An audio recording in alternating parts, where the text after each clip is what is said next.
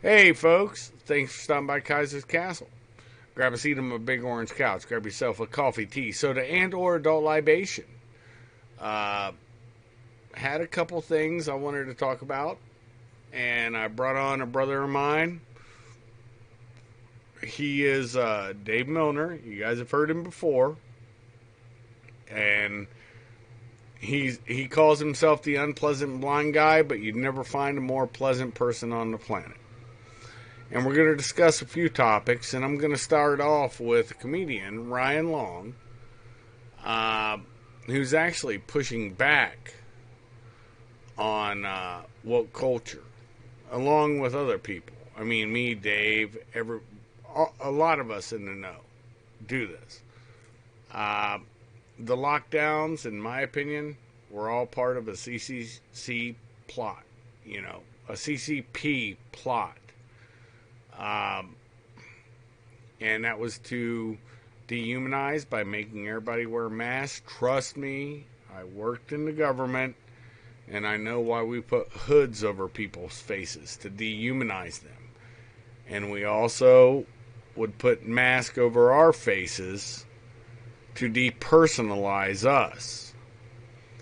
And that's so the enemy doesn't understand who the fuck we were or what we were doing. It causes confusion and stress. But that's kind of the point that I think Ryan Long's been putting at. Now you notice that churches, comedy clubs, anywhere people could gather. Now remember, when you look at your rights, the Second Amendment, what does it hold? It holds your right to assemble in churches, gatherings, but protest if they're approved now. Notice how I just said that. And then speech. Well, you can't say non-approved things. Now, the government won't do that, but their corporate lackeys will. And that's gone global. When I talk to my friends in Germany, England, etc., we're all noticing a trend. Second Amendment rights, they're doing what Obama did in the second term by making ammunition scarce. They can't go after the guns, really, but they can go after the bullets. So start conserving. Third Amendment, I will not be surprised, and I will love to hear Dave's comments on everything I've just said.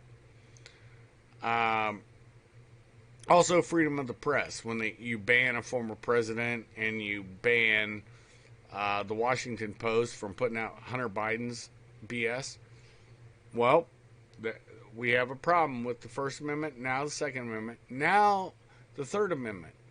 Quartering of soldiers. Notice they're making a big deal with all these people that they have brought there to Washington, D.C. to defend themselves when all those buildings belong to us. This has happened in history before, and it was the Veterans Bonus Act after World War One, and it also happened in the 60s. Okay? When they say, riotous behavior that's trying to topple the American government. But yet, the only problem they had was July of this year. So, there's fallacies they put. In the Fourth Amendment, your right to be safe in your papers, person, and the Fifth Amendment. If you don't speak now, you must be guilty. So, Dave, with that being said, brother, what's your thoughts on the points I brought up? And I think comedy, honestly, and you're a funny, great guy, but you know your shit. I tried to be funny, but I fell. But that's okay. But the point is, what's your thoughts on those points I brought up, brother? Oh, wow. Well, you gave me a lot to chew on there. Well, first, I want to say thank you for having me on your show. It's always an honor and a privilege. When you put all that together, it's just symptoms of a coup. Now, we've talked about whether or not it's a coup and that kind of thing, and you know, you can get into semantics in that area. But the coup that some people recognize here in the United States wasn't just here in the United States. This is a part of a larger clampdown by globalists around the planet who all have pretty much the same idea. It is to disarm the people. It has been for years to silence the people. And it is a regimentation of the people as well. You mentioned masks. You mentioned the face masks for the Wuhan. Well, uh, why buy a mouse suit when a face mask is so much cheaper?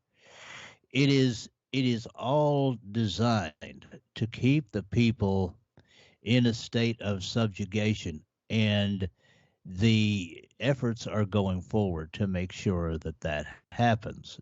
No one should be fooled by getting the Wuhan checks and things like that over here, and some of the uh, pensiony type checks that they get over in the UK. No one should get fooled that that's free money and everything's going to be all right. That's just to lull the population. Hey, I got $1,400. Uh, yes, you've got $1,400, but you're about to. The price of everything is about to go through the roof because the oil and gas industry are going to come under attack.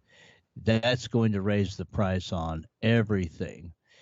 So in the end, all of these elements that you're talking about equal one thing, and that is the empowerment, the permanent empowerment, although it won't be permanent, of a ruling class.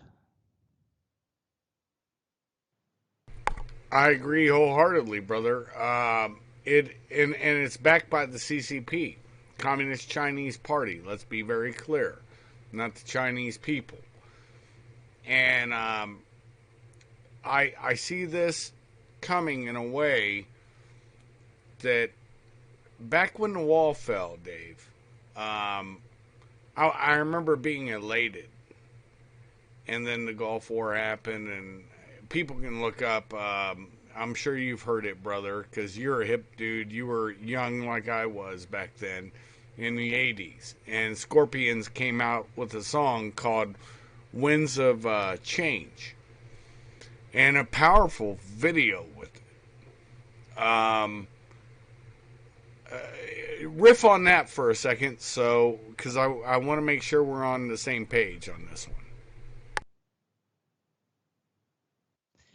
Well, yeah, I mean, the 80s were a great time for us, and I think they were the pinnacle of Western civilization. And I know a lot of people would disagree with that, but quite frankly, you know, it doesn't matter. But even back then, there were forces at work prepared to topple Western civilization.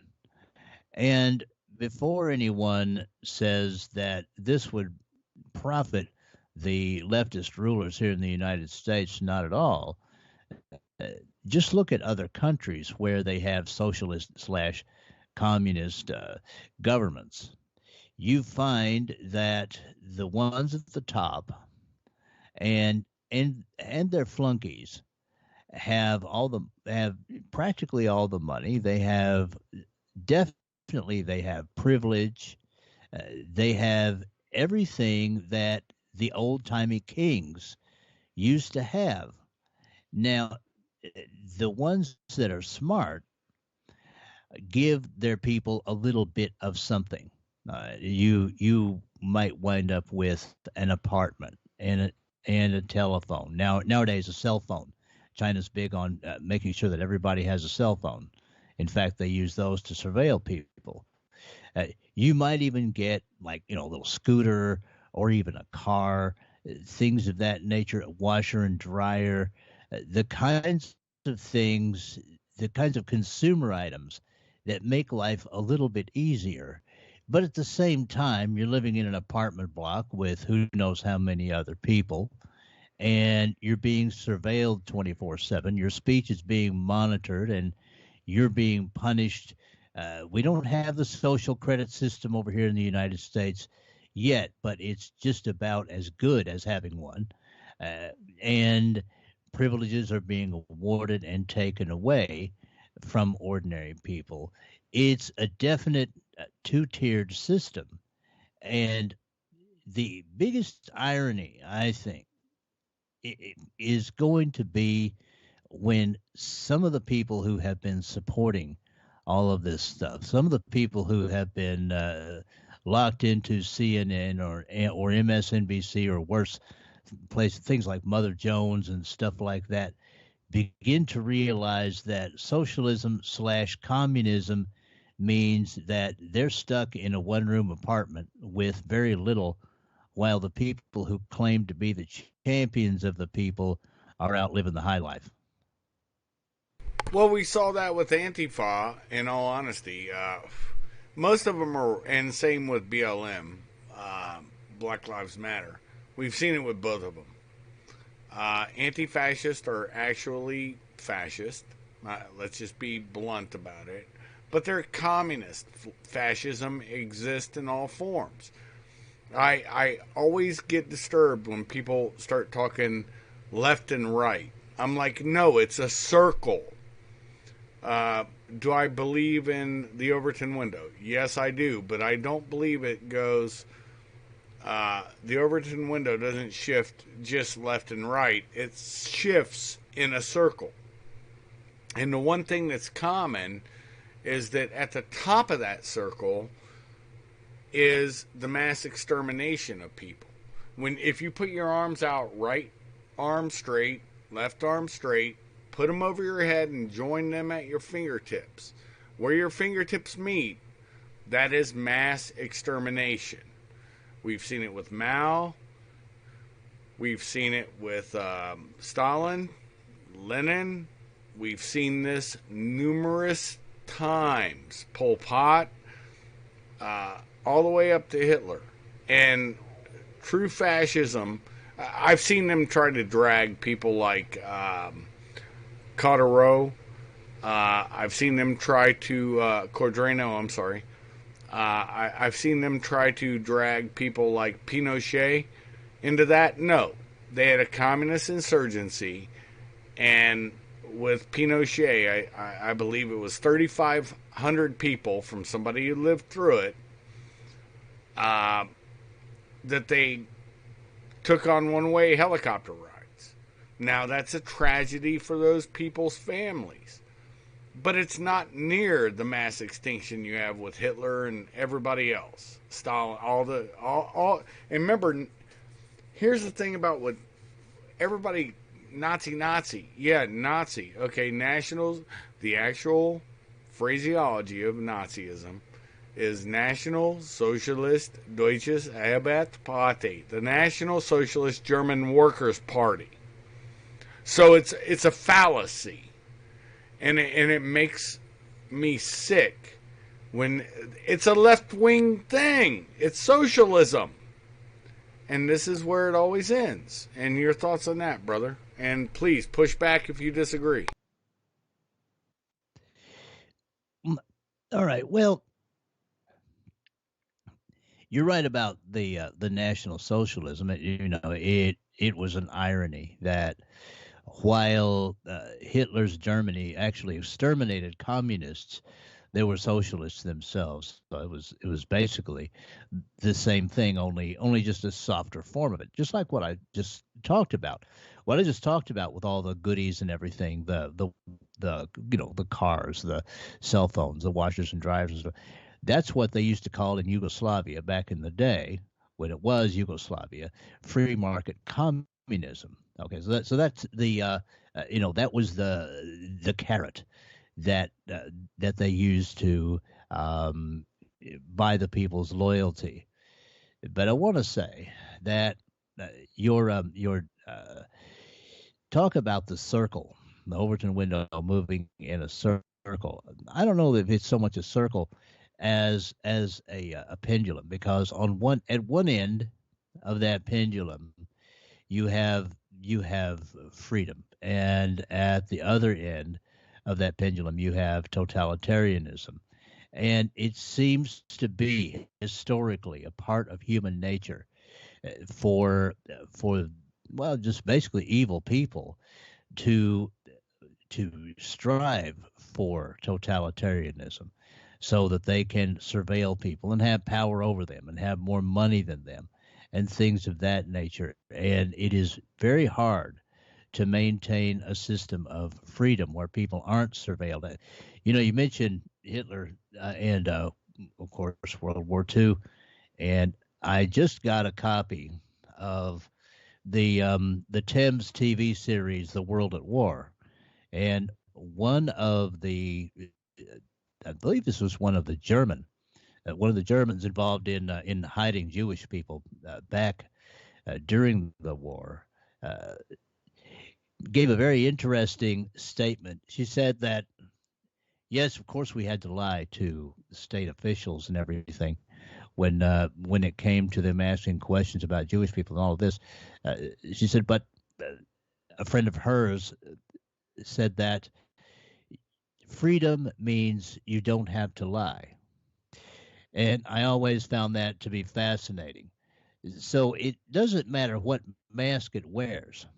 Okay, it can wear the mask of Adolf Hitler and use pseudo Roman um, symbology and things of that nature, or it can wear the mask of Mao, with a cultural revolution and cultural purity of the Chinese people, cultural purity. Does that sound familiar?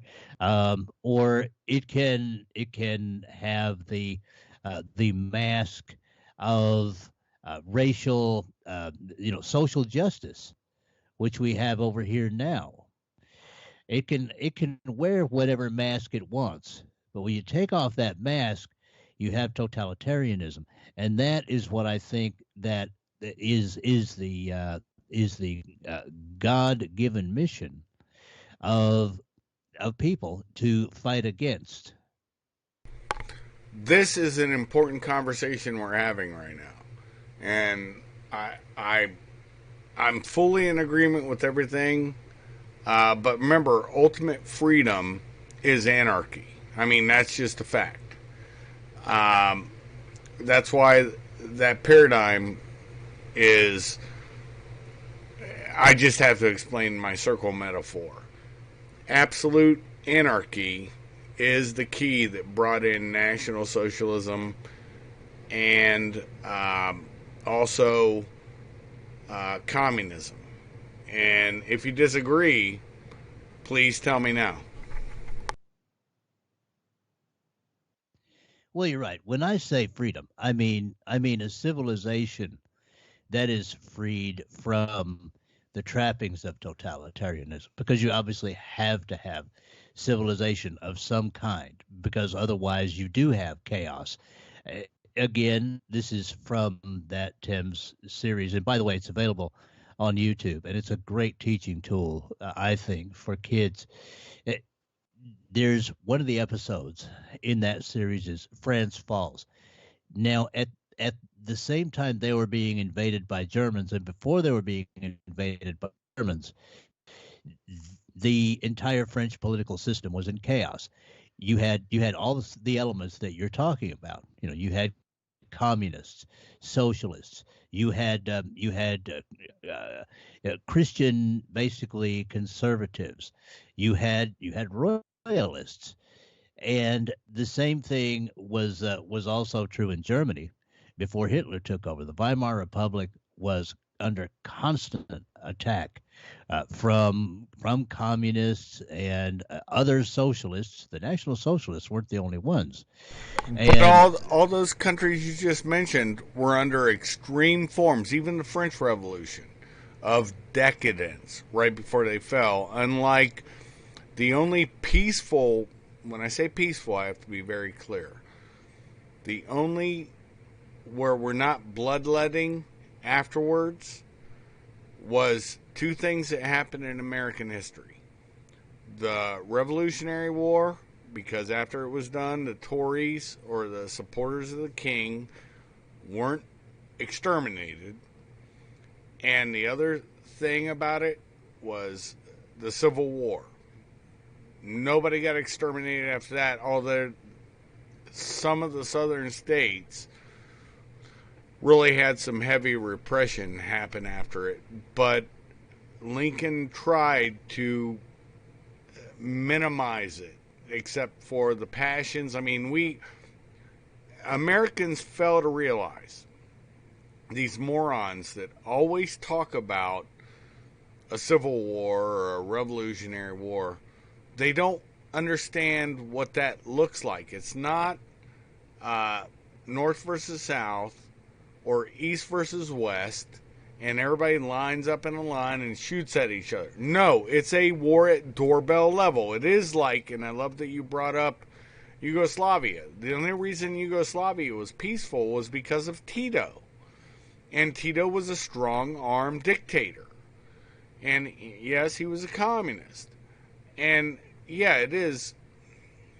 Everything seems to cycle. Anyways, that's my thoughts. Your thoughts, brother.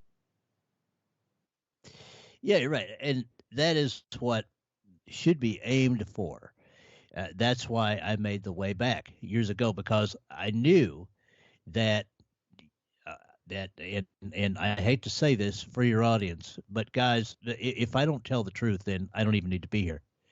It is my opinion that yes, Western civilization and the republics and democracies that we've come to know and love are eventually going to fall to these people, but they will come back because of the vicious circle of totalitarianism versus paranoia. That goes along with paranoia. The more paranoid a government is, the more totalitarian it becomes, and the more totalitarian it becomes, the more paranoid it is. This will turn into a vicious circle that is so bad that even their former supporters will become their most ardent opponents. And you're beginning to see some of that now. You were talking about that comic. All right. I mean, look at Bill Maher. Even he is beginning to question some elements of, well, culture. All right. So eventually, and we may not be alive to see it, but eventually there will be a revolution that will bring these governments down. And my whole point about making the way back was for that future generation to have the proper writings and documents available so that they could set up a government and not have a situation like the French Revolution, where you had where you would have a future, excuse me, a future Robespierre who would just be lopping off heads, and you would have absolute chaos. Instead of that, you could set up, or this future generation will be able to set up a government that is free of bloodletting. I agree with you wholeheartedly. It is totalitarian, and that's the thing. Americans, they just don't get, because what's the old adage, brother? Soft times produces soft men, hard times produces hard men. And look, I went through the 60s, 70s, and 80s, and those weren't all feathers and love. I mean, the 80s, trust me, I'm trailer trash. I remember going down and getting the government cheese that Reagan put out, trying to bring back an economy that was stifled by Carter.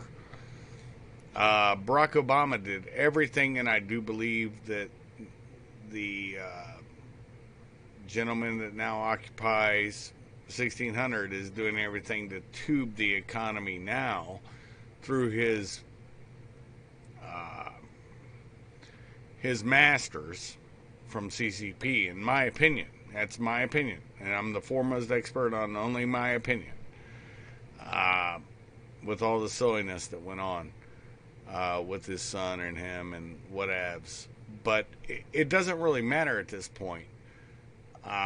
This is one with our national debt at its worst, where at least we're energy independent. We're not now. We're not now.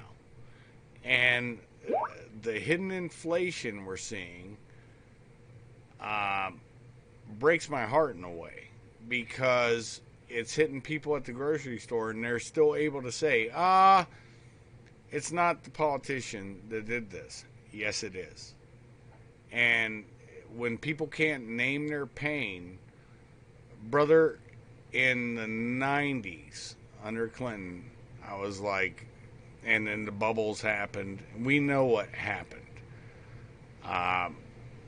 They're just bad juju coming. And I used to like the fact that Nixon met, Deng back in the day in China and opened it up, until when I was an iron worker. I don't know if we ever talked about this. I remember packing up as an iron worker. We also moved machinery. Packing up machinery that was going to China from American companies in Ohio, and sending that machinery to China and Mexico. Your thoughts, brother? Well, it's all of a piece with a transfer of economic power. You can the whole business. I think a lot of people in government in the early '70s sincerely thought that if we could open up a dialogue with China, we could possibly create for ourselves an ally through economics. And it was a good idea on paper, but they didn't realize, I think, who they were dealing with and what their ultimate aims were. I think there was a lot of hopefulness in that whole exchange, but it panned out to be worse than anybody thought. And now, of course, you have a situation where we're coming out of an economy that President Trump built up. But even with that strong economy, uh, there was a chance of paying back some of this debt at that point. All right. In, let's say, the year 2019, there was.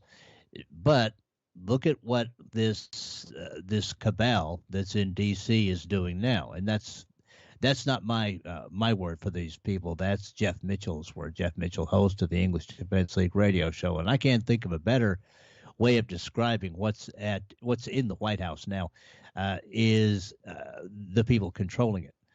There's a cabal. I mean, look at what they want to do with this quote unquote infrastructure legislation, which is nothing more than a big slush fund they can use for whatever they want. Don't believe any of the BS they tell you about how they're going to fix the infrastructure. They've been talking about that crap, oh my God, for like 40 years.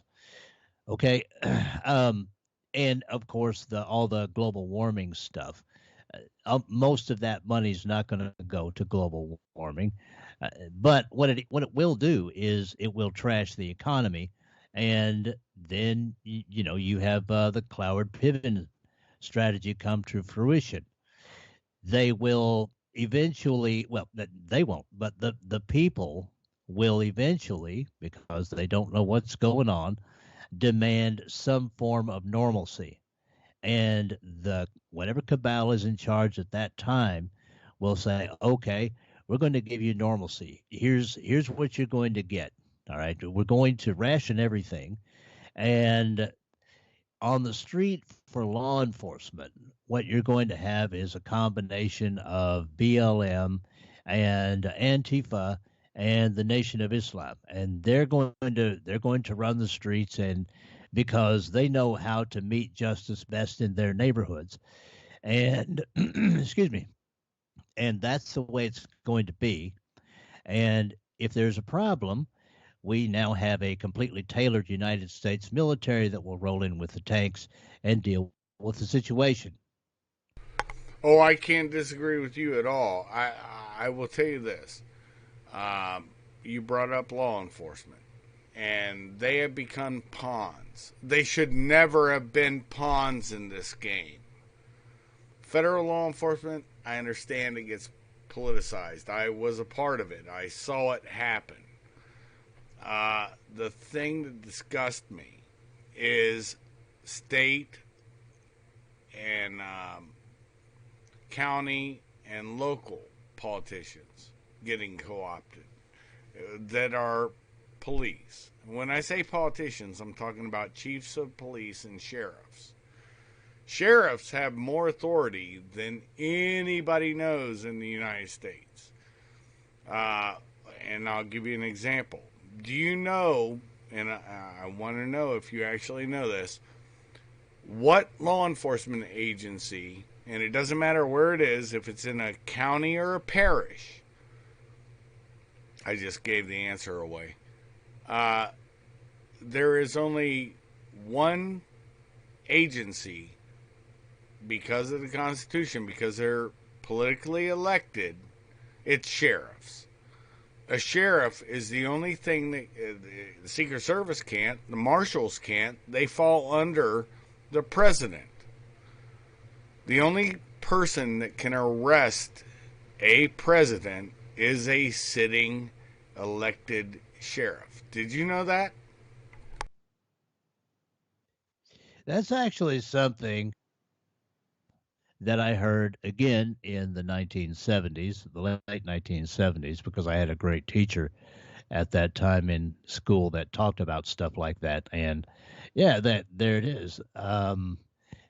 That's the kind of thing that you have, and a lot of people don't understand that almost all of law enforcement, aside from sheriffs in the United States, it has been politicized. Now, there are good and bad sheriffs. There are some sheriffs like the sheriff down in Florida who was training Muslims for quote unquote self defense with firearms, and Sheriff Israel, Scott Israel, that bunghole. Right. And the Israel one was an ass. I know oh, who you're he talking was. about. Oh, yeah, Oh, and yeah. he's very anti-gun. Whenever you have a sheriff in any county, folks, I don't care where you're listening to this from, what Dave just said, look, notice how not unpleasant he is. He's very pleasant. He stated it very courtly. A sheriff can destroy your county, and a county can encompass several cities. And I know this for a fact. There was one county in Ohio where a sheriff actually said, now imagine this, because a sheriff has this much power. In the state of Ohio, where I'm from, Highway Patrol, for an accident, if they show up first, the sheriff should be smart enough to say, these boys can process this faster than any deputy I have. Because it's true. Those boys, traffic accidents, all that stuff, that's their bread and butter. You let them do that. Now, in Ohio, we're fortunate to where we don't have a state police. We have state troopers.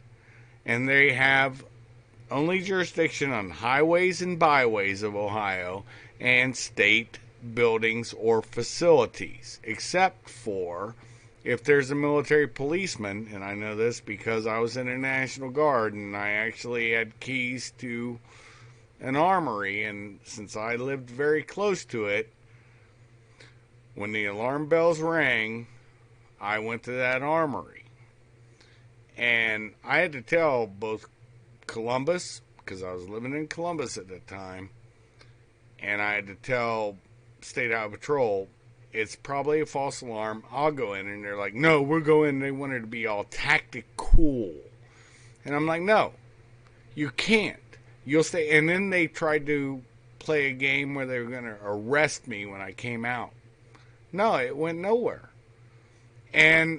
But there was a sheriff one time that said, all my deputies are going to process every traffic accident in our county. Guess where he went? He ended up going to prison. So, for just being what he was. And I don't want to say his county, but anybody in Ohio knows who it was. So, him and his wife both went to prison. you can tell corruption by looking at it, and the sheriff ultimately is accountable to the people. That's something I think they are trying to obfuscate by vilifying the police. And I've seen it in Columbus, Ohio, when a gentleman saved another black woman from being killed by a black woman with a knife. And of course, the MSN had to, when they posted it, show only two pictures. When the woman's lunging at her, they cut it and faded to white when the knife was coming into play. And that went away and said, oh, and this is what the MSN did. There was a knife found, or a knife found on the ground, and shows the knife of the dead woman, a young teenager, but so is the other girl. So one family celebrating, the other one's crying, and who has the larger voice? You know, your thoughts, brother? Well, first of all, if you want to find a little bit more about Scott Israel, I did a show in 2018. You can go to the Unpleasant Blind Guy page at Spreaker.com. Look back there. It was a show called Dark Star. And that might even be on YouTube. Who knows? At the Unpleasant Blind Guy on YouTube. This whole notion here that police cannot use deadly force. I mean, they're about to try and take away immunity from law enforcement officers, and that I think is going to completely ruin policing. You will wind up, and you're the lawman. I'm not, but again, I'm just going based on my understanding of human nature.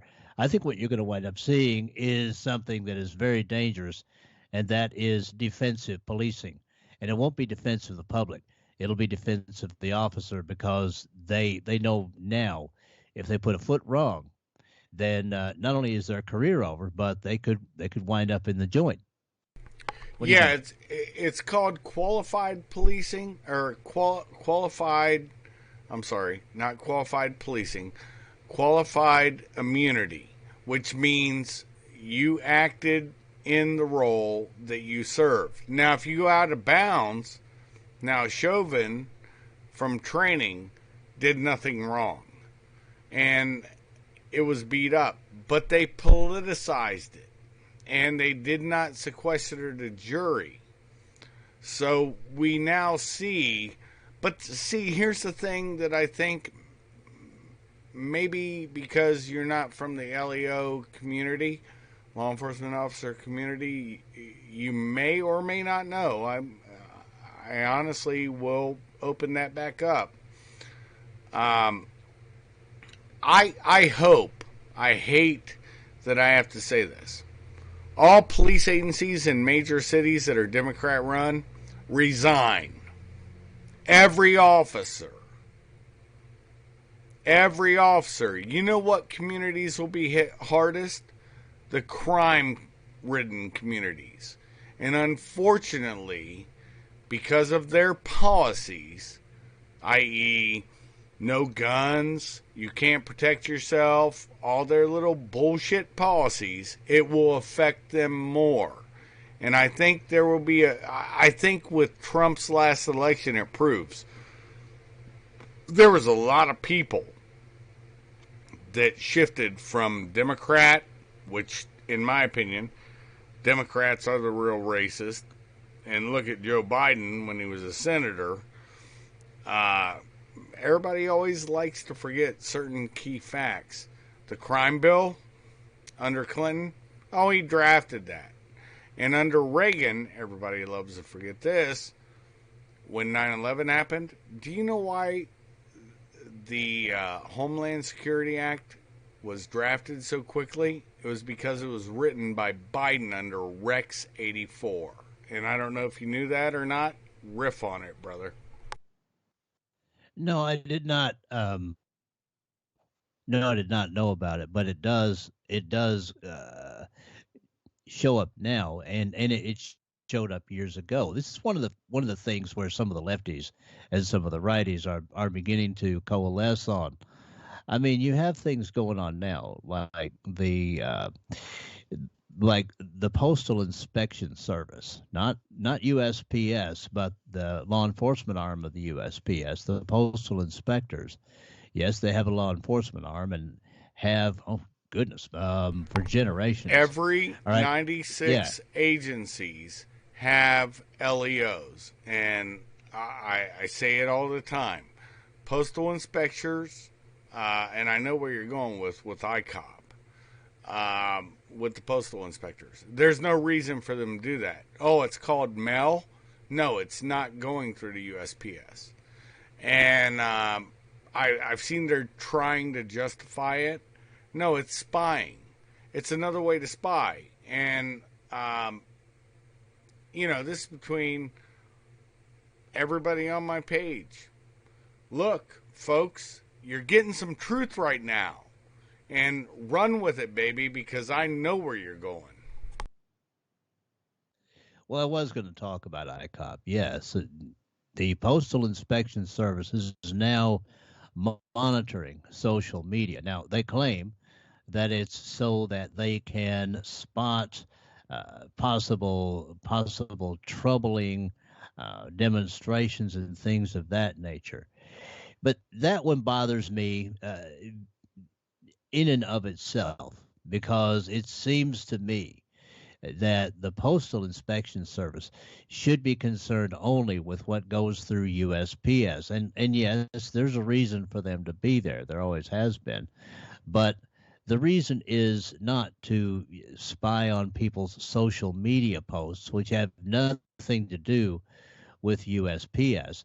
And their brief is not, as far as I know, and never has been the same as, let's say, the NSA or the FBI, which would be to look for subversive content and possibly pass that along to the proper agencies to be acted upon.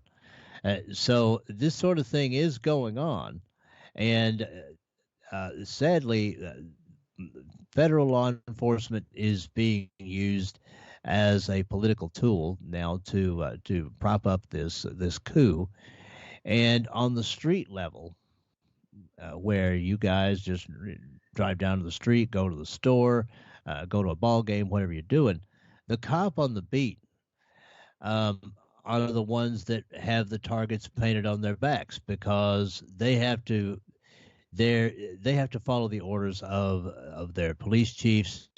And yeah, Kaiser, I want to go back. I want to circle back, just like what's her name in the Biden White House. I want to circle back to what you said. Now, I had thought myself, instead of these, let's just take the city of Baltimore. It's a great example, or Atlanta, where there was a partial walkout during a shift one time of police officers. I think it should be more than that. I think that what should happen should be, examples need to be set. And in a city like Atlanta, the evening shift officers. I don't know whether we're talking about 8-hour shifts, but the evening shift officers that work the graveyard shift should just not show up one night and say, okay, you want to disband the police? Yeah, here you go. Here's an example. See how you like it. In fact, I'll go even further. I think they shouldn't show up for an entire weekend. What are your thoughts? My thoughts are very simple. I stated it earlier. Resign. All of them. En masse. It's the only way to correct it. When you have to overcorrect, to use the Overton window example, you must overcorrect. And people need to feel the sting of that overcorrection. And then they can put a name to their pain. Honestly, it's what I said earlier. Hard times produce hard people. Soft times produce soft people. The cities have become soft. They expect everything from the countryside and think, oh, the country can't survive without us because we have to give them their internet. We have to do this. We have to provide this. No, we're fine in the countryside. Uh, I'm full on board, and it's a leftist, Tim Pool, that suggested it the first time. I'm gonna be honest. He's like, the police are being abused. I want to stop police abuse. Hashtag I support Columbus police. That man did everything right, and you had LeBron James come out and Twitter would have banned you or me if we would have outed somebody. ID'd him or her. But guess what? They didn't do it to LeBron James, but they did it to Trump. They've done it to so many people. We have a tech oligarchy. I can name the pain. Look, I went to school. A lot of people don't know this.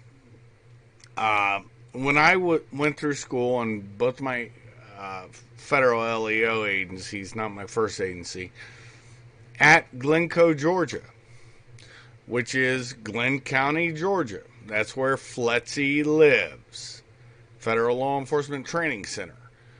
And postal inspectors go through there. I went through courses with them. So, this is not, and by the way, so do railroad police. They go through FLETC because railroad police have a special little cutout. Do you know, and most people don't know this, any employee in the railroad, they have a railroad retirement. And so they don't have to pay into Social Security. Now imagine that kind of cutout. That's straight up corruption back in the day when it was written. So it's not like I'm speaking out without knowledge on things. It really irks me. And I hate seeing Columbus cops being abused for what was clearly a justified shooting done by the mainstream media. This is a sickness, and it's a sickness of communism. I saw this when the Berlin Wall fell. I celebrated like everybody else for reasons that you'll never know. I mean, I think you know some of them. I've seen communism, and I am fed up with us being force-fed communism. And honestly, Trump, for all of his failures, and trust me, you've heard me criticize him on my channel, and you've heard it personally. But he did more good than bad.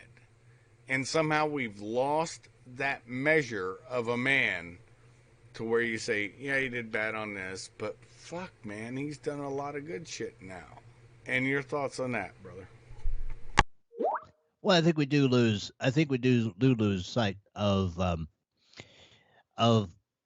the because we look for quick answers. We look for the wholeness of what someone has done, and we don't look into into the details. Yeah, sure, I had some things to complain about with President Trump, but there were also some good things that he did, and we could go down the list of those. But I want to get back to the law enforcement officers. Now, my thinking, and I understand your thinking, just plain resign.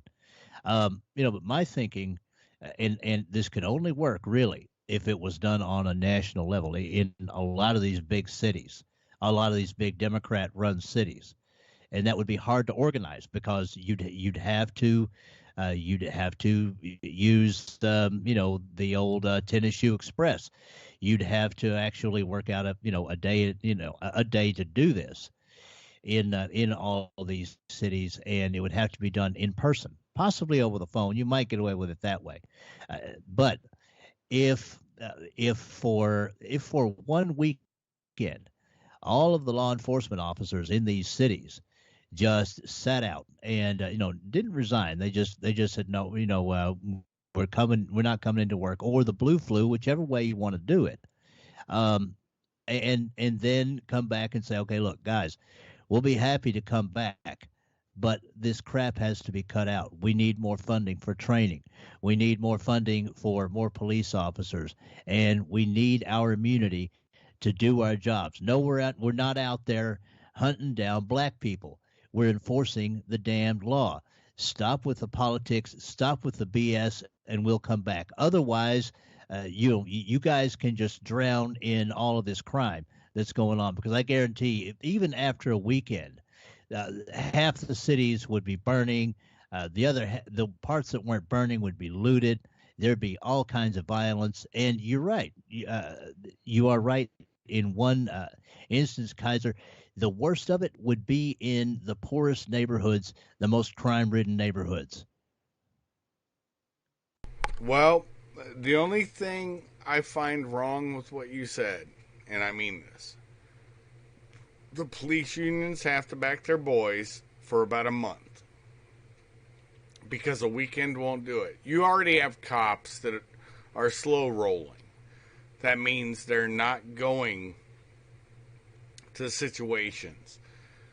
And the description will always be, it's not a suspect, it'll have to describe them. And it'll be like, oh, it's a black person. Oh my God. Okay, I'll get there and I'll... Look, cops' duty, honestly, is to get there and write the report afterwards. It's not to interdict anything. That is federal. That's federally codified. It's been held by the Supreme Court. They don't have to get there on time or to speed to an event. And that's not even stopping this bullshit. And the only way to do it is all the cops go in one day and say, hey, guess what? The union's behind us and we're done. And especially in Columbus, a big fungu, Mayor Ginther. You made this, now we're done until you change. And I'm telling you, the public will change on a dime when they see what will happen. And that's the kind of event that has to happen. In my opinion, and I'm only an expert, I am the only and foremost expert on only my opinion. Your thoughts, brother? Well, I think I actually agree with that. I mean, now a month would be hard, but as you say, there need to be hard times, and I guarantee that now at first, some people, and I'm talking about ordinary people, not the lefties who would immediately squeal about this and call it racist and everything. The people would resent it at first, and then they would understand. I think that would actually happen in less than a month. You'd see even in these Democrat cities and people who support these Democrat mayors and things of that nature. I think they would begin demanding that the police get what they want because they want proper policing. Because what would be going on the streets in a very short time would be the gangs would be running everything. And if they weren't doing it, then it would be, again, the Nation of Islam, Antifa, BLM, these kinds of people. And you'd have a sort of communist vigilantism that would be happening. And it would be a horror. But I think, as you said, it is quite necessary. Now, I want to broach another thing that you brought up a bit back there, because it's a pet subject of mine. The fact that we have these giant cities filled with people who do practically nothing but consume. There's no longer a need. There was at one time for manufactured goods, for there to be these big cities.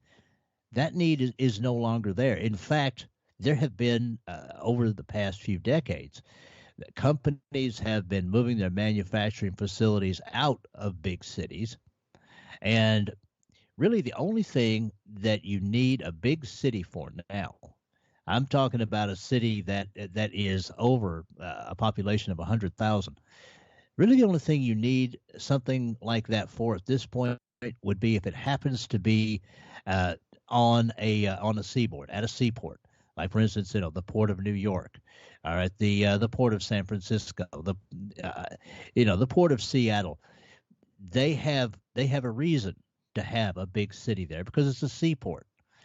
But everything else, honestly, we can do in smaller cities and in rural areas. If you want to have, for instance, art museums and things of that nature, well, that's fine. Create a tourist area in your cities. They can all become little Las Vegases where people come to do touristy stuff. But the manufacturing need is no longer there, and really what you have are these giant anthills of consumers that don't build anything, don't grow anything, don't manufacture anything. They sure as hell don't have the raw materials to do anything. The and this isn't my idea, by the way, Kaiser. This I first heard about this uh, in a story written by Arthur C. Clarke in the 1940s. Even he believed, and you go back further, H.G. Wells believed that these large cities were going to be trouble, and that eventually, with better technologies and everything, that the need for them would be phased out. That need now, in my opinion, is gone, except for the one exception that I gave. Your opinion? I have no problem giving my opinion on that. Look, you missed one thing, and you can comment when I say it. The fourth largest inland seaport, fourth largest, Lake Erie, Cleveland, Ohio. Look, cities. Here's my thing about them. Cities are, and I'm a big advocate for all of the Bill of Rights. The Bill of Rights are our civil rights, period. There is no, I'm an absolutist on this, and I will die an absolutist. Every one of those civil rights slash Bill of Rights is sacrosanct. Our founders knew what they were doing when they did it. Speech should not be curtailed at all. It really pisses me off. Second Amendment, absolutist on that. If you want to buy a tank, guess what? You can do that. You can buy a tank in the United States. And the main gun. You can buy mortars. You can buy whatever the hell you want. You just have to pay the tax stamp. What do you think we blew down mountains when we built the highways with? Different things. There is construction grade materials. It sickens me to see people think they know something when they don't. It doesn't matter the tool. It matters the government gets their coin. And I just I'm honestly fed up with people who think, oh, this, that, and the other. You know what? There was a time when you could say, shut your mouth. And if you didn't, you'd get socked in the mouth. Stupid ideas are stupid ideas. And we're seeing all kinds of stupid ideas. Almost said the R word. And it's become normalized. Normalizing is something that nobody should ever do. Do not normalize the new normal. Nah, it's not happening. The only reason I got the Johnson shot, and then the next day they shut it down. And I found something funny about that. Why did they only shut down the single shots? And yet they have the double shot still going on and say you still need the double shot afterwards, but not the single shot. And this is something I talked about with a friend of mine. My mother's boyfriend, who was like it, he wasn't a dad to me. He was a decent man, but he was an abusive cunt too. But that was just because, you know, it is what it is. The point is, I respected him. I didn't like him. I didn't love him. But I respected him. And that's something that I think these soft times have made everybody, oh, I have to love you to respect you or some bullshit. No, I can respect a man I don't love. Or a woman I don't love. I can respect them. Doesn't mean I have to love them. You know what I mean? Yeah, I think I do. And one of the things that, yeah, I acknowledge what you said about the seaports in Ohio. Um, all sorts of seaports all over the United States, including the Great Lakes. You're correct about that, certainly. Um, and another point that you made. See, I have no problem with the government, getting a little bit of buyback. If, for instance, I would want to buy a Thompson submachine gun, I've got no problem giving them $300. But that and another example would be the people who buy cannons for use around ski resorts. I mean, one of the big reasons why these tourist ski resorts don't have more avalanches than they do is because these guys will get out there. I know here in Vermont, we have a crew that goes out with a 105 millimeter howitzer, and they blast that thing off and create the avalanches before the tourists even get here. All right. And there are other reasons why people have big guns like that. And I have no problem again with the government putting a bit of a tax on things, but we should be very careful that the government does not, and they may actually initiate this policy, that the government does not tax ammunition out of the reach of ordinary people. So they don't have to limit the amount of ammunition that is available. If they can tax it to a point where it's so expensive people can't afford it, that's just as good as limiting the supply. Yes. That's exactly what they're doing. They did it under Obama. And honestly, this is like the third term of Obama with, the occupant. So it doesn't matter in the large course of things as long as people understand. Look, when you brought up the cities, I'll tell you what this is about. It's always been about control, brother.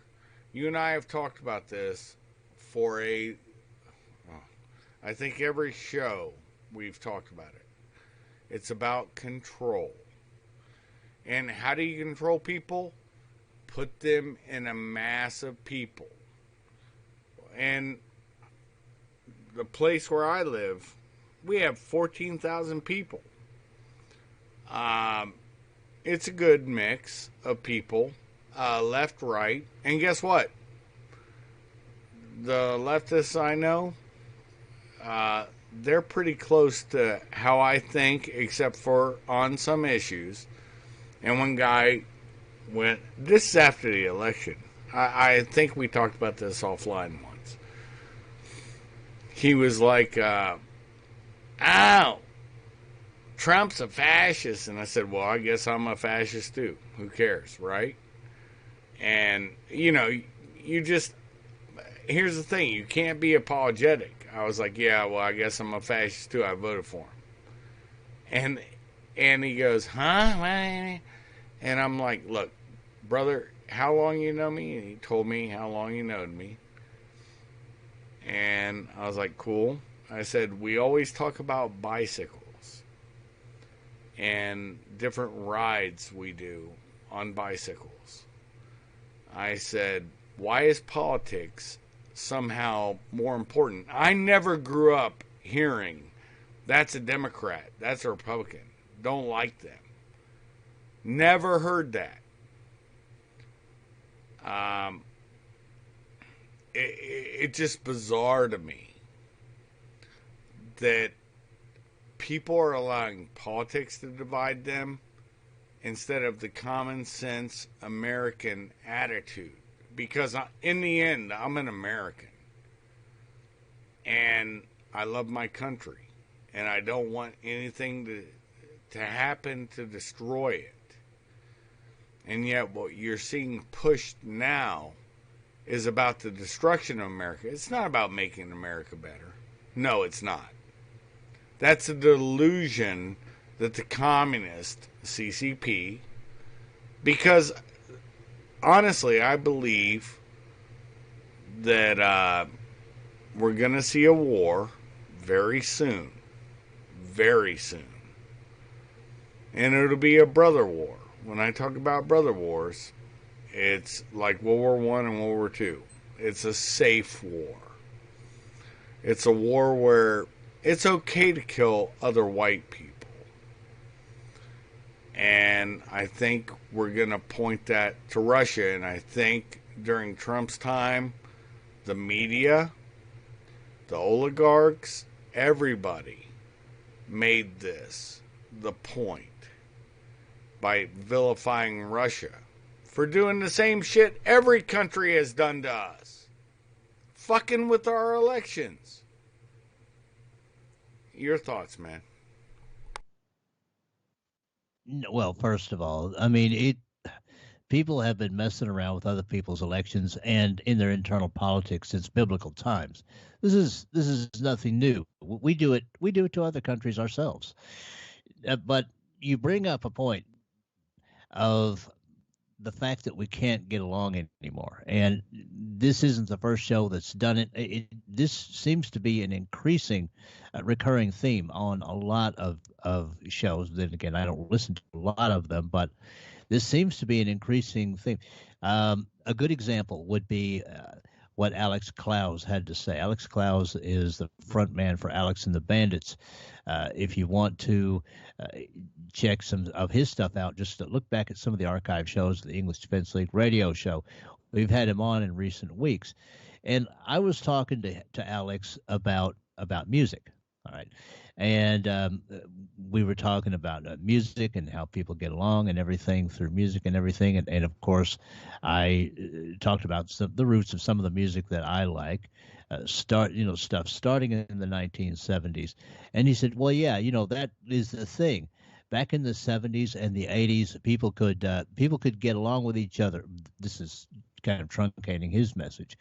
People could get along with each other, but now they're so sectioned off from each other that they can't. And this is something that's kind of turning into a culmination, really, Kaiser, of the book Rules for Radicals. Part of that is that you have to dehumanize the enemy. So if you have a lefty, then they find out you're a Trump supporter, or rather, you voted for President Trump. I've never been a member of the cult of Trump, but I voted for him twice. All right, but if a lefty finds that out, then I'm instantly a thisist and a thatist and a thisophobe and a thatophobe, and I'm the spawn of Satan. And on our side, if we find out someone is a lefty, then they're a pedophile, they're a servant of Satan. They absolutely want communism and the complete destruction of capitalism and all of that. And that may not be true. I honestly think, Kaiser and the listeners of your show, that there are more of the old time let's say, Kennedy type Democrats around these days than the rest of the left want us to believe. I It's agree. just they're scared because of woke culture. If they stick their heads up and they say, okay, well, a little bit more taxation is okay, but how about cutting taxes in certain areas to stimulate the economy? And my God, if they say that, then they'll be called fascists at that point. So we're in a state now, though, where people are either too scared to try and get together, or they're so well programmed that they don't want to get together with somebody else. It's about dehumanization, honestly. It's about dehumanization of other people. And the thing that really brought it to point to me and push back always, look, I, even with my lefty friends, and I hate that left right paradigm because I do consider myself a classical liberal in the Jeffersonian sense. The last Democrat president that was any good, and I mean this to my core, was JFK. And they ventilated his cranium because he was trying to get rid of the Federal Reserve. That's just my 2 cents on that. I think a lot of people forget in America that there was a time where greenbacks, our money, was being made, and it had a little red thing up on the top of the dollar. I have one of them. That was not Federal Reserve. I don't want to pull it out because I got to find it. It said something else. It said Treasury note or something like that. I could be wrong. Please correct me, folks. But he actually tried to get us off the Federal Reserve.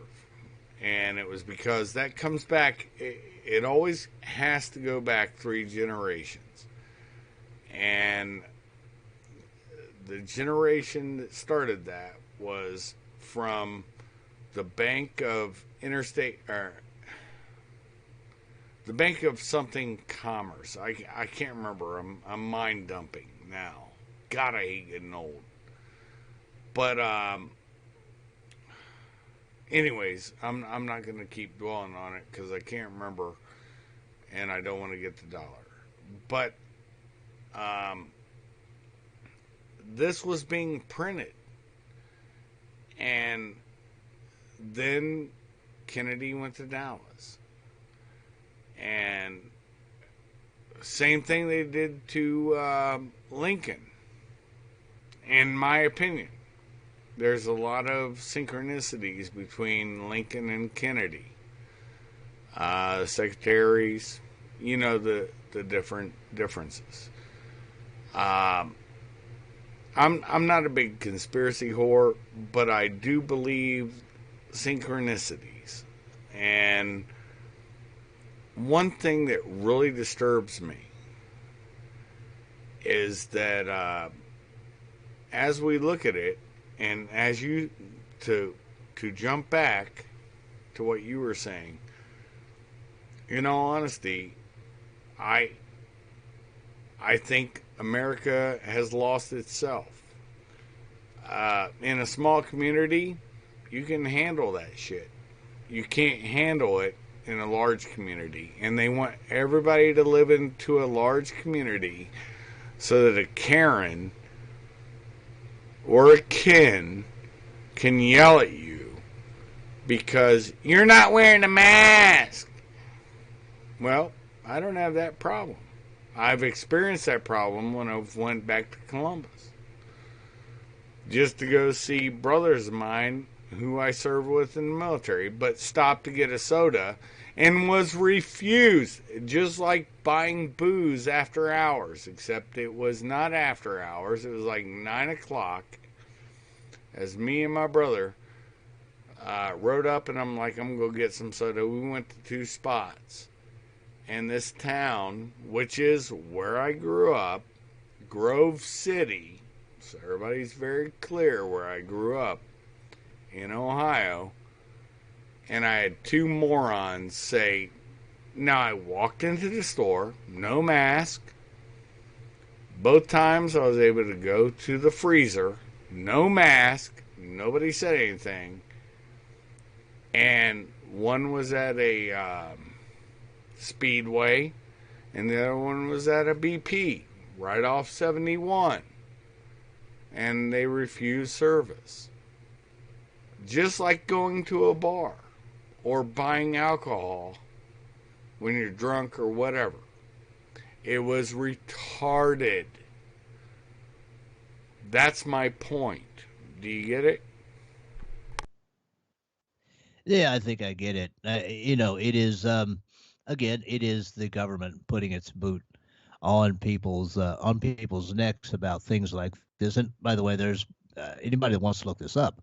There's a new study out by Stanford University, which indicates that masks not only don't work, but they can actually be harmful. All right, but what you're talking about here is yes, the separation of the people, and it doesn't matter what it's about. This whole Wuhan virus lie has created this separation, and it is far easier to control people when they're in a giant anthill of a city. Uh, This is part of the reason I think that people are going to begin seeing the mileage tax. If you like driving your car around, if you just like the feeling of getting out on the road and driving around and enjoying yourself, there's been a car, motorcycle, whatever. Okay, with the mileage tax, that's going to be curtailed a great deal. And that's going to be very hard on people who live in rural areas. It might even force some of them, many of them, to move to a city. And again, when they have you in that situation, Kaiser, you're right. Some Karen or Ken or whatever you want to call them can come up to you and say, you're not following the latest government regulation. I'm going to yell at you or whatever. And sometimes people have been physically attacked because they're not going along with all the garbage. Down in Australia, Jack Alexander, for people who don't know, the Jack Alexander Experiment podcast is on SHR Media.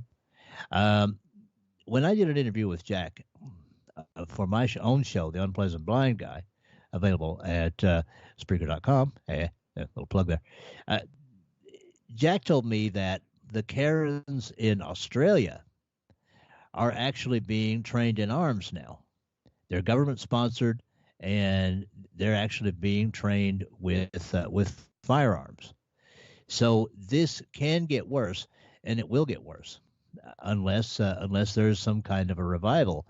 And yes, the whole push is to get people in these large cities, because if they do that, they can control them and they can control the population. Now, this Wuhan thing is worse than the flu. It's a bad flu. All right, that's what I call it, because it's got a 0.18% IFR, infection fatality rate.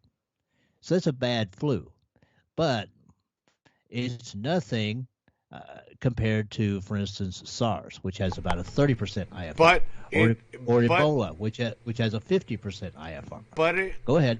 But it targets young people, or not young people, old people. The old people that might vote. The young people have. Look, here's how I look at it. What am I, 50 plus, whatevs? I've not worn a mask at all. And I continue my business, and always will. Go to the store, don't give a fuck. Would I suggest that to others? No. But I've proven it. I came back from Brazil, and last year, March 13th, that's a fact. It's a passport stamp.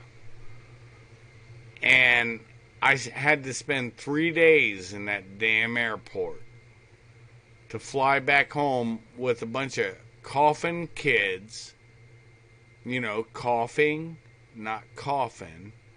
Coughing kids, their parents, from embassies in other South American countries. And that one.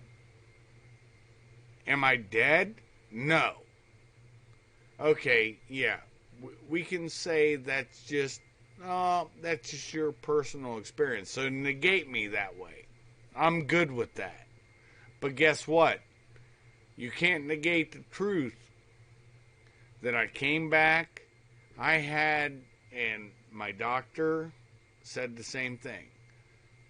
In 2018, when I came back from Afghanistan, I had a lung infection nobody could understand.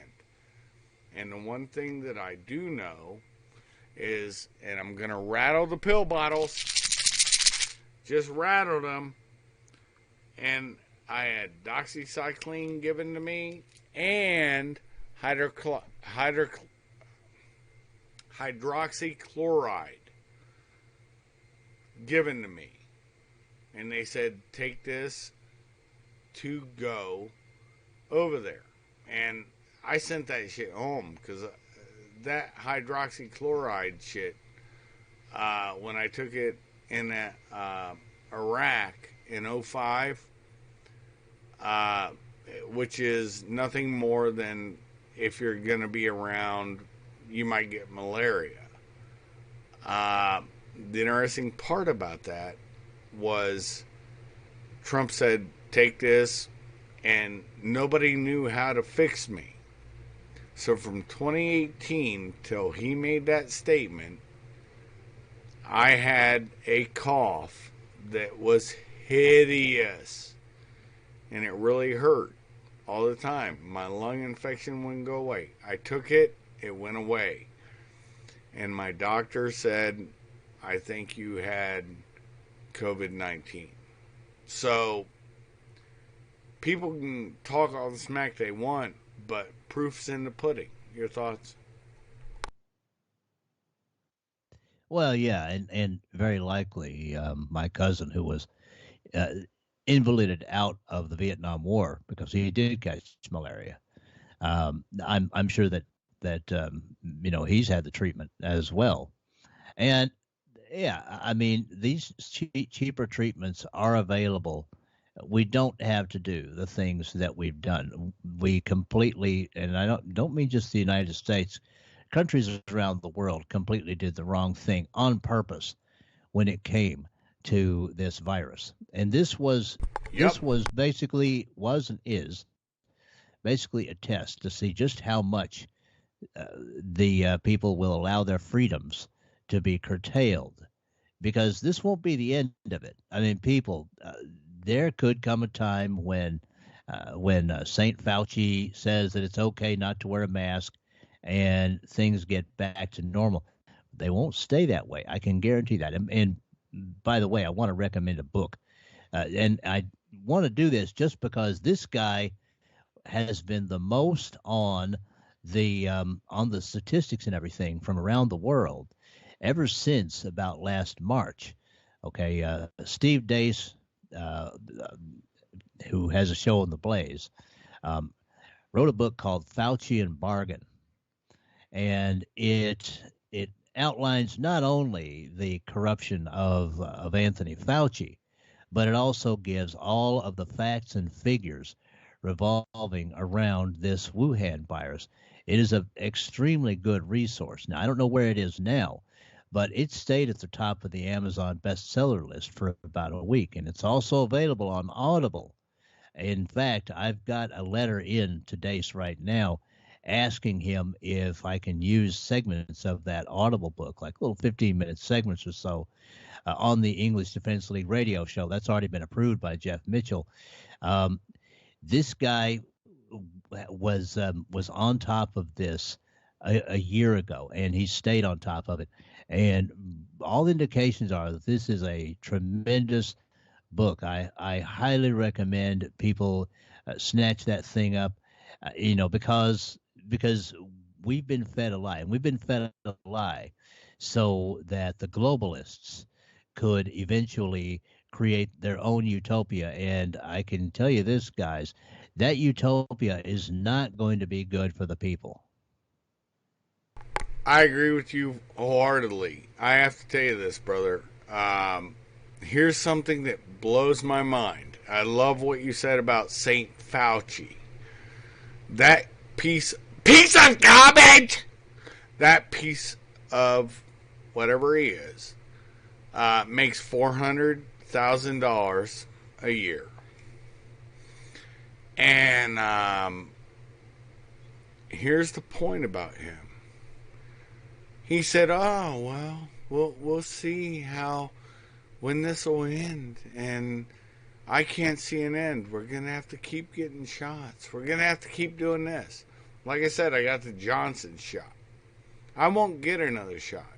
That gave me the ability to fly and make some coin. That's period, point blank. Because since they shut this down, they shut down my work and ability to move. And you're very correct on, brother, you and I haven't talked for months now. And it's because, look, do you notice last year, and most people should look this up, I hope you do, the deaths that have come from this are the same as a normal flu year. It always kills the old, sometimes the young, but this time not the young. So it's targeted. Those that disagree, and you may disagree also, brother, and that's always fine for you to disagree with me, but you know this. I'm very perturbed that it didn't go and spike past a normal year of flu. And for some reason, Americans cut their reality because, oh, Orange Man bad. Yeah, okay, cool. But I also don't believe, I'm going to be very frank, that Trump lost the election. They just had more time to cheat. They learned from Hillary when she lost how to cheat better. And what better way, honestly, and you may disagree with me on this, what better way than to add some days and figure out these are the numbers and shift numbers. And I'm not a big conspiracy theorist, but that was blatant. And somehow Americans suspended their willingness, as per Hillary Clinton's comment when she lost, a willingness of disbelief. Something you might want to think on. Your thoughts, brother? Well, I mean, it was obvious. The cheating was obvious, and I think what happened was that they expected Hillary Clinton to win in 2016. Now they already had many of the techniques lined up. I first began hearing about the dangers of online voting and the online vote counting process and all of that in 2015. So that's when I first began hearing about that. They already had that lined up to do, but they didn't think they needed to do it in 2016 because all of their pollsters that they trusted said that Hillary Clinton was a shoo-in. And who knew? The American people actually, as a voting bloc, had some sense and elected Donald Trump. Well, that was no good. So I think it was determined at that point in November the 2016. I think it was determined at that point that that would never happen again. and that they would use every cheating tool at their disposal. And as you said, with the Wuhan virus, this was another reason to keep the fakery going. With the Wuhan virus, they could send out the mail-in voting forms, and that allowed for duplication of forms. That allowed for forms to be counted that where the only vote on those forms was for president. That allowed for forms to be counted that were not properly signed or anything of that nature. And as you said, that also allowed for, oh, we have to give people extra days. We even have to count votes past election day because of the Wuhan, because people, the previous 30 days or 60 days or however many other days that we gave them for early voting just wasn't enough. So yeah, the Wuhan panic, which was artificially created anyway, the Wuhan panic helped to fuel even more cheating techniques that were used to get this cabal into the White House. I mean, that's just obvious. I agree with you wholeheartedly. And so let's shift. We've been doing this for a few minutes now, and I know you have to wrap up, but I definitely want your opinion on this. We touched on it lightly earlier with Russia, okay? Um, Here's my thinking right now. Look, I'm from Ohio. I never thought I would ever say this, and I mean this. To my core, I mean this. Because of something when he was a state representative. Does that tell you how long this goes back with our governor, Mike DeWine? The flag I flew over the State House. I still have the certificate, everything. And he and his wife, it breaks my heart every time I tell this story, drove that flag that flew over the State House to pin it. We don't have a flag, we have a pennant in Ohio. Because some dude in Texas had his Texas flag, same kind of deal. And I had a call. I talked to my mom. My mom knew people, as I do still. They're on my page.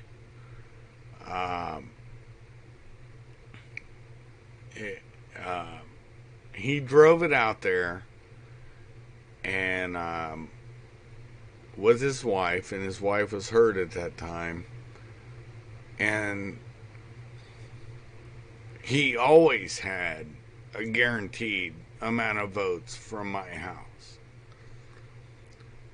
This was the first year, not in the beginning, it was when he shut down Ohio. Mike DeWine will never, and a matter of fact, I was one of the leaders, recall Mike DeWine. And it's because it was not just the leftists that did it. It was the rhinos. And Mike DeWine finally signaled, yeah, I'm a rhino. And it's okay, Mike. Guess what? Thank you. Thank you for telling the truth. Thank you for showing your colors. I still treasure that flag. And it will always go with me anywhere I go. But you know what you don't get anymore? My support. And I hope most people in America do that. And then after I said that, let's go into what I think I see coming. And your thoughts, brother.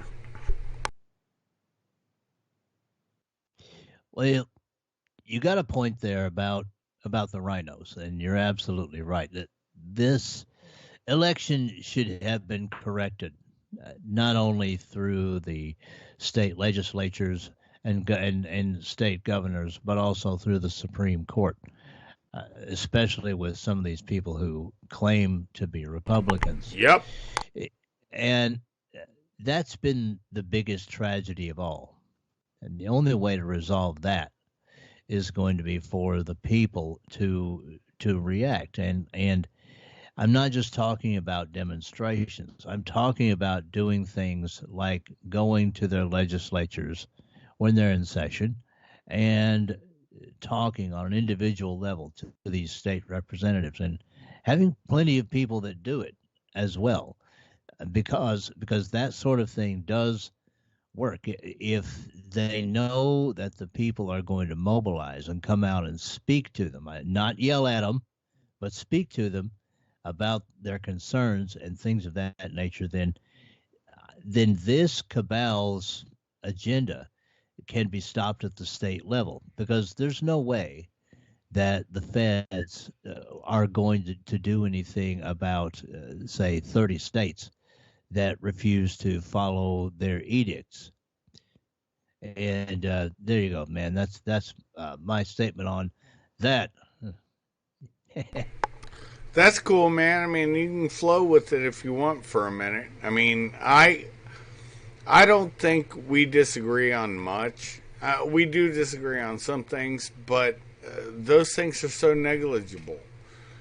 And that's the whole point, I guess, is we're allowed to disagree on negligible.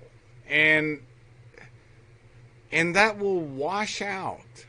You know, it'll all get circulated in the wash. And there's always going to be a way to come to, and that's another thing. Oh, shit. I'm about to open up this bag of worms.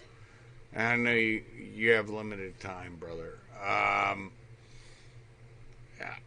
feel so bad because I'm abusing the time that I have with you. I'm sorry about that. But the thing you brought up, man, is when did it become it's okay to disagree as long as we're both not disagreeable? And that, I think, is problematic. Your thoughts? Well, that's the thing that we're losing. And I know you're going to get into what you see coming, but that's the thing that we not only are we losing, but the thing that we've lost. The whoever is listening to this, whoever is on the other side, fundamentally from where you are, and we did speak about this earlier. It's no longer about, for instance, just disagreeing in politics and disagreeing at the polls, and then being able to go to a football game together or have a poker night or something of that nature. It's getting to be almost impossible to be friends with someone that you disagree with on a fundamental level. Let's say a socialist or someone of that nature in our case, uh, because they don't want to have anything to do with us because we're not socialists or whatever. This is becoming the new, I hate to put it this way, but the new normal, and it's not one that I welcome. And I don't welcome it either. It's a sickness. It's sad. And anyway, so sorry about that, but that's my opinion. Like I said, a brother of mine, I'll never forget, the first election cycle, I voted for Trump. And the second one, too, by the way. I proudly voted for him both times. And he goes, Trump's a fascist. And I just said, okay, I'm a fascist, too. But why are we talking about this? Since you're going to that level, here's the thing. The only antidote, I said this years ago. When everybody's a fascist, when everybody's a Nazi, guess what? No one is. So it queers, and I mean queer in a real way, it queers the definition of both those terms. And so no one will be. And then you open up opportunities for both of those to succeed. And we've seen that happen. And before we jump to the next subject, your thoughts on that? Because I think you'll have opinions that may differ, but may be similar, but I want your opinion. Well, yeah. I mean, the I've been starting out every one of the things every time that I switch over from you by saying, "Well," and I think I've got the Reagan disease here. Uh, the the cure for all of this, and I know you're about to talk about what you see coming. The cure for all of this is a national revival, and yes, I'm not ashamed to say that it is a national revival. With the worship of Jesus Christ being a part of that. A national revival will mean that, for instance, I would be able to say the same thing about pretty much anybody else as I do about Ken McClinton. And I have called him my brother in Jesus Christ because he is. It doesn't matter that he's black and I'm not. Okay. Um, it is Right. a success. It is a success in the national revival that we can have, but we may be too late. We may have gone too far down the road of comfort uh, and a fundamentally flawed national view that says that we're owed when we're not, and things of that nature. And No, we honestly, brother, we believed in reality. We believed in our personal experience. And so many people took that as weakness. And your thoughts on that one? well, yeah, the people that thought of independence as some kind of weakness thought that it was antisocial, and it really isn't, because if you can bring independent thought and spirit into a civilization, then it becomes a more robust civilization. What we've done, metaphorically speaking, is we've put a face mask on civilization, and now it is weaker than it has ever been to the various viri that are out there working to bring that civilization down. And I'll turn it over to you. I know you're gonna talk about what's coming up. You think? Oh, yeah, well, can you run with that for a few minutes? Because I really want your description. Well, okay. If you want to know what I think is coming up, I think I've said it pretty well in this show. I think that we we have become so decadent. We are right now where ancient Rome was, right at the point of being invaded, the city being invaded and taken over in 410 A.D. Uh, we are at a point now where we are so caught up in our comforts and in our idols and in our tribalism that we're easy to conquer. And what I see coming is that fewer and fewer people like yourself and myself are going to be around. The powers that be are going to try and make sure that that is the case, whether it be just through shutting us down from speech or through more, let's say, kinetic means. I think that will happen. But I also believe, as I said, that civilization will rise again, and it will be a civilization of equals who are aware of the mistakes that were made in the past and are ready to counter those mistakes. So that is what I see coming up. We may not see the other end of it. In fact, I don't think we will, but I think that's what's coming up. Well, I think you nailed it. Here's what I think, and this is my 2 cents, and it's worth exactly what you paid for. Absolutely nothing. China. Here's something about the. Here's something we brushed on it earlier. Very lightly brushed on it, and I'm going to take it in increments. When the Berlin Wall fell, I remember being ecstatic. We talked about that earlier. I thought we're done with it.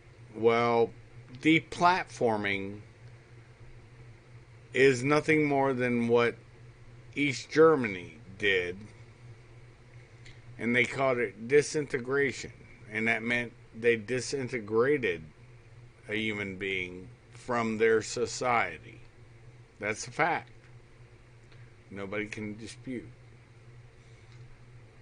I know what that looks like, and it looks exactly like what YouTube or, Alphabet, what Facebook, what Twitter. Notice how quickly they had to get rid of, at least for that time. Excuse me, I've got the burps. Notice how quickly they did that with Parler, which I'm still on. And I suggest everybody go Parler, Gab, all alt sites. Just go to them. Rumble, I'm going to post this video, not just to YouTube, because it'll probably be shut down because we've talked on some forbidden subjects. I will put it on Rumble, and I will put it on BitChute. That's a guarantee to you. Our voice will be heard. I'm a free speech absolutist, along with every other right we have.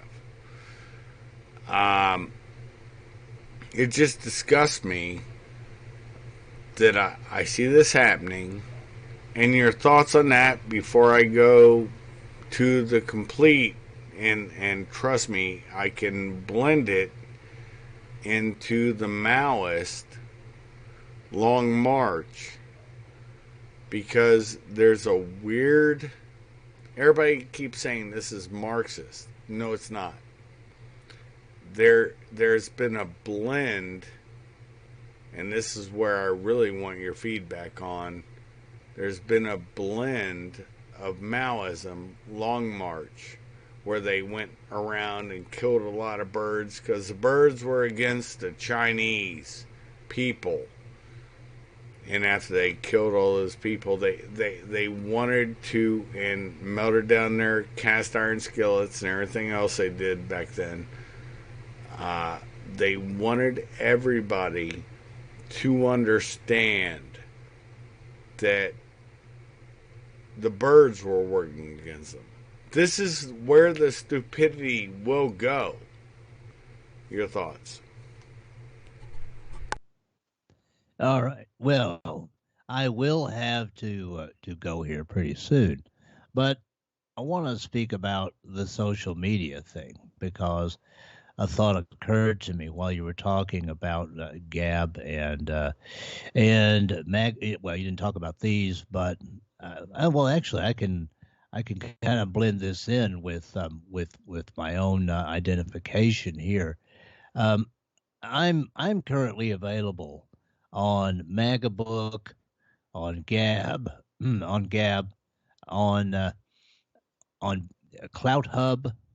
That's another one. MeWe. That's a very close one to Facebook, guys. Minds, Mumblet. Yes, I'm available on Parlor, but I don't spend much time there. Spreely and USA Life. And, I'm available as Dave Milner, Milner, or Agador, Aggedor. That's me on Gap. I'm available there because I was booted off of Facebook in 2018. To paraphrase Winston Churchill, and I give this to God because this just came to me. An iron curtain has fallen over social media, and it is, if you want to get the news, the good opinion, and things of that nature, you have to be on the correct side of that curtain, because on the other side is censorship and tracking and things of that nature meant to destroy your free speech, or at the very least monitor that speech so that it can be used against you at a later time. And as far as the long march goes, I think we're seeing the we're seeing the final stages of that. And guess what? I can't disagree. I've gotten into discussions where it was like, this is Marxist, this is this is that. No, I see a flavor. I see a flavor. Because I know what Marxism, I'm very schooled in that for reasons. I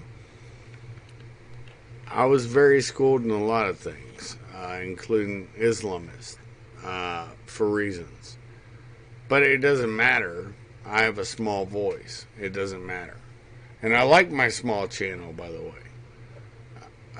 I don't know how big your channels are, but this is truth. And I'm not seeing Marxism. I'm seeing Maoism, the Long March. And especially with CCP making their moves. And I want to hear your comments on this. When here's what I see. Here's what I see, and it's not going to be the complete thing until the end. Here's what I see. These Maoists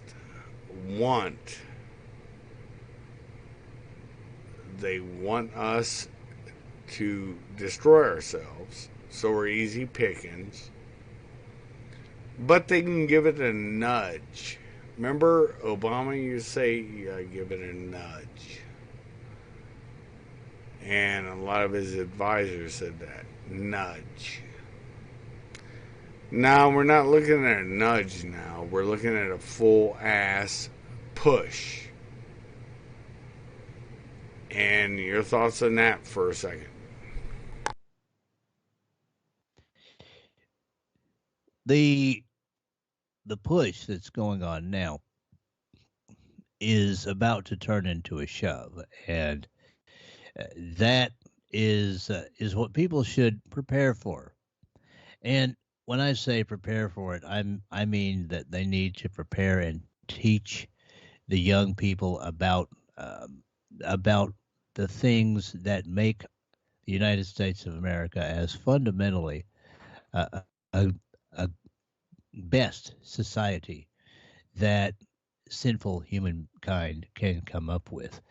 That shove is on the verge of happening now, and as you say, the push is going on, but the shove will come soon.